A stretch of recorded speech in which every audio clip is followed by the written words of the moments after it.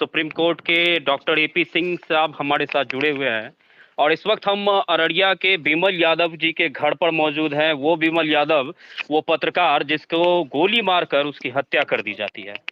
हम उनके पिताजी के पास पहुंचेंगे। उनके पिताजी सामने में बैठे हुए हैं, वृद्ध अवस्था है उनकी, और उनके पिताजी से सर आप बात करिए। बात करके जो आश्वासन होता है, जो भी कानूनी प्रक्रिया के तहत जो आगे चल के कार्रवाई होगी। हाँ जी, नमस्कार नमस्कार नमस्कार। हम लोग बहुत आहत हैं। वो केवल आपका पुत्र नहीं है, देश के मीडिया जगत के पत्रकार की किसी की भी हत्या होती है, पूरा देश आहत है। पत्रकार जगत के लोग तो आहत नहीं, पत्रकारिता की हत्या है, लोकतंत्र की हत्या है, संविधान की हत्या है, सिस्टम की हत्या है।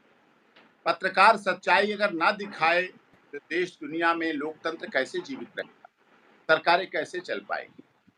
और आप उनके पिता हैं, आपसे वो दर्द झेल रहे हैं आप, क्योंकि एक व्यक्ति की मौत नहीं होती है, जब मौत होती है तो एक व्यक्ति की मौत नहीं होती, रिश्तों की मौत होती है। आप एहसास कर रहे हैं किस तरह से आप एक पिता हैं, किस तरह से उसकी पत्नी, भाई, माँ, परिवार, चाचा, भतीजे, गांव के लोग, आप गांव के संस्कार से भरे हुए, गांव की पारिवारिक पृष्ठभूमि से भरे हुए हैं। हम आप लोगों के साथ हैं, पूरा देश आपके साथ है। हम लोग वापस नहीं ला सकते आपके पुत्र को, ये हम सब जानते हैं। वो खुशी नहीं ला सकते जो दुख आपने झेला है, लेकिन हाँ, एक वायदा नहीं, वचन देता हूं आपको।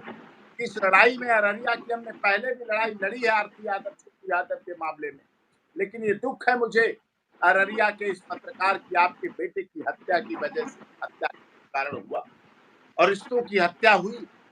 उस दुख में हम आपके साथी हैं। कई पत्रकार संघ हैं, कई पत्रकार एसोसिएशन हैं, देश भर के पत्रकारों की यूनियन है, वो सब आपके साथ हैं, सब आपके साथ है, दुख के साथी हैं।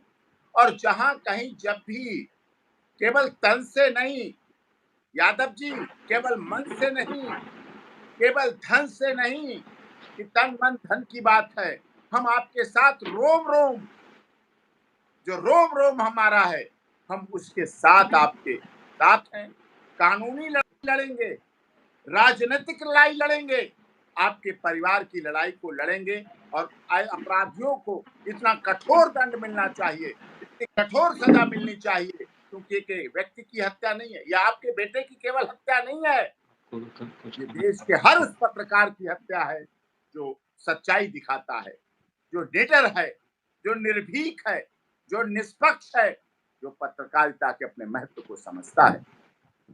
हमको तो यही कहना है कि जितने भी अपराधी हैं सबका फांसी की सजा हो जाए, ताकि पुनः फिर हमारे ऊपर कोई आंख नहीं दिखा दे। और हमारा जो है स्थिति देख ही रहे हैं,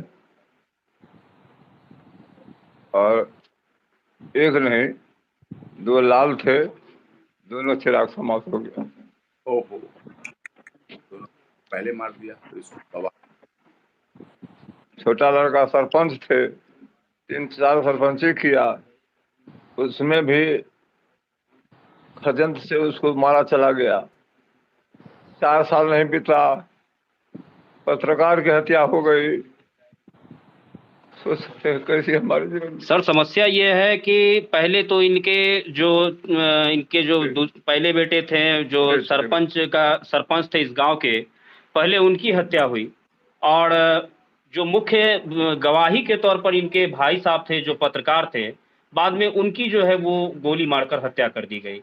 तो घर के दोनों चिराग जो है वो बुझ चुके हैं, और अब इनके घर में लड़ने वाला कोई व्यक्ति नहीं है। परिवार के लोग काफी डरे समय अपने आप को महसूस कर रहे हैं, और पुलिस प्रशासन जो है इस पूरे केस को कहीं ना कहीं इतनी धीमी रफ्तार से देख रही है। ये कहीं ना कहीं बहुत ही शर्मनाक बात है कि पुलिस प्रशासन को जो काम तुरंत करना चाहिए था वह नहीं करके अब कहीं ना कहीं जो नामजद अपराधी हैं उनको उठाया जा रहा है। फिर क्या होगा कार्रवाई, या तो आप बेहतर समझ सकते हैं सर।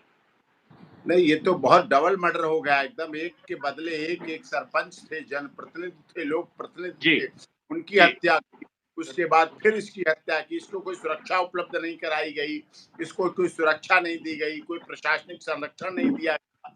ये बहुत गलत है और बहुत गलत मानसिकता के साथ इसको किया गया और हम इसकी भर्त्सना करते हैं। कठोर से कठोर, जितनी अधिक से अधिक कठोर सजा हम दिला सकते हैं, लोग काम करेंगे उसके लिए। आपके साथ हैं, आने की जरूरत पड़ेगी। हमारे वरिष्ठ पत्रकार हैं, बेटे के समान है, छोटे भाई के समान है। हाँ बिल्कुल, जो ये तो एक तरह से दोहरी हत्या हो गई और आपके वास्तव में घर का चिराग ही बुझ गया। आप इसमें कोई बात नहीं, आप बहुत आहत हैं, दुखी हैं, परेशान हैं, सबको पता भी है, इस बात का एहसास भी है। लेकिन हम आप लोगों के दुख में दुखी हैं, साथी हैं। हम एक लीगल कानूनी के माध्यम से जितनी कार्रवाई कर सकते हैं, जो कार्रवाई कर सकते हैं वो करेंगे। ये लोग आपके वहाँ पे मिलते रहेंगे, जुड़ते रहेंगे और हमारे देश का पत्रकार जागरूक है, निर्भीक है, निडर है, निष्पक्ष है, कलम का सिपाही है, अपने कलम की ताकत को समझता है, न्यूज़ चैनल की आईडी को समझता है, उसके द्वारा ये करेंगे और इस बात पर हमारी लड़ाई रहेगी जारी। कठोर से कठोर सजा हो, आपको आर्थिक मदद मिले, सुरक्षा मिले, आपके परिवार को सुरक्षा मिले। बिहार सरकार से भी बात करेंगे, डीजीपी से भी बात करेंगे, तो बिहार पुलिस के इसमें त्वरित और कार्रवाई हो। अररिया के अशोक एसपी है, जानकारी पहले से वो भी छोटू यादव, हम उससे भी प्रार्थना करेंगे कि इसमें त्वरित कार्रवाई करके स्वच्छ स्पष्ट जांच करके कोई दोषी बचे ना, कोई दोषी बच ना पाए और निर्दोष पकड़ा ना जाए। यहाँ निर्दोषों का हरेसमेंट हो और दोषी पकड़ा जाए और दोषी की कोई भी राहत न मिले। दोषी इस बारे में हम करेंगे और निश्चित तौर पर आपके सहयोग के लिए हर जी, बहुत-बहुत धन्यवाद सर आपका इस पूरे मामले पर हमसे जुड़ने के लिए सर। लेकिन सबसे बड़ी बात यही है सर कि जो एक पत्रकार है, वो अपने किस प्रकार से समाज के अंतिम पायदान पर खड़े हुए व्यक्ति की आवाज़ को उठाता है और लोकतंत्र का चौथा स्तंभ जिसे माना जाता है, उस लोकतंत्र के चौथे स्तंभ को ढाने की यहाँ पर कोशिश की गई। आप देख सकते हैं कि उनका घर कितना जर्जर स्थिति में है। आप उसे अच्छी स्थिति में तो बिल्कुल नहीं कह सकते हैं। देख लीजिए पूरा जो ग्रामीण परिवेश का जो माहौल होता है, वह आपको यहाँ पर देखने के लिए मिलेंगी। और ऐसे परिस्थिति में यहाँ के जो अररिया के जो प्रशासनिक पदाधिकारी हैं, वो इस पूरे मामले को लेकर के अब तक जो रफ्तार होनी चाहिए, ये क्या कुछ मतलब आपके द्वारा मदद किया जा सकता है सर?